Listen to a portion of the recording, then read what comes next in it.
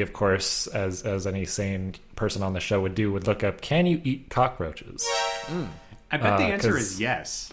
The answer is kinda, yeah. And let me tell you how. So in where is this? Countries like China, Japan, other South Asian countries, they've found that you can make a beer from cockroach juice. Okay. So right. it's kind. They call it a conchu sour or an insect sour, but Nice. that's like the typical cockroach beer. But so what I'm proposing here, and it's purely based off the name. It's the middle of September, which means it's also almost Christmas time, and as you're starting to prepare for Christmas time, what better than a delicious winter ale or a Farah most wonderful time of the year winter ale? Nice. Whoa. So yeah, it's got your notes of like nutmeg. It's got it's like a thick dark brown ale. You basically just crush up your Pheromosas. You get the juice. You run that through your normal like distilling, not distilling, fermenting process, and out comes your beer.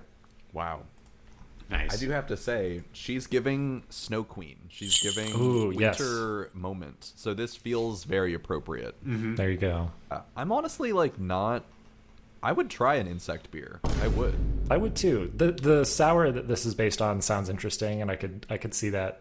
Yeah, leaning more towards like a fruity kind of drink too, or a fruity beer, which would be delicious. But yeah, I definitely think a fermented beverage is definitely one of the more appealing ways to eat, like kind of like a cockroach.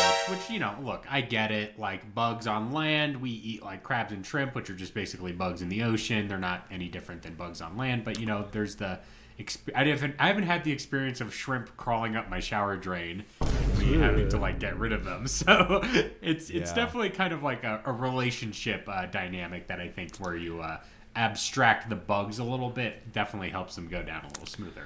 right. See, I'm not raining on Evan's parade, but I gotta disagree with Jeremy here because I can't think of a lot of animals I'm willing to drink. Because we're not, to be clear, we're not milking these roaches. No, you're squashing them up. Yeah. I think I'd be more inclined to like put a fork in one than to like stick a straw in one. I think you could reduce a roach down beyond its nastiest parts and make something like a drink out of it. Honestly, I wouldn't turn it down. If we get vanilla from beaver ass, Right. look where we can possible. be. Look, But yeah. But again, it comes from the beaver's ass. I'm not like pressing the whole beaver or its juices. Right. Granted, there's so much more goo in there's no blood in a cockroach. It's all goo. It's you know all what I goo. mean? Well, the goo is blood. Like, that's what it is. But it's not like mammal blood. Like It's different. I can separate that in my mind as like that's Interesting. just It's goo. like ectoplasmic Yeah. Ben, material. I'm baffled that you're like, oh yeah, if I just like had the liquids and none of the solids of the roach, that's yum. Sure. Yeah. No, I mean, like if someone was like, "Oh, I'm making roach tea over here," and I'm just like boiling roaches, and then I like process it in a certain way, and then it tastes all right, I'd be like, I'd try it. That's You know the what I mean? wildest shit you've ever said. No, it's not.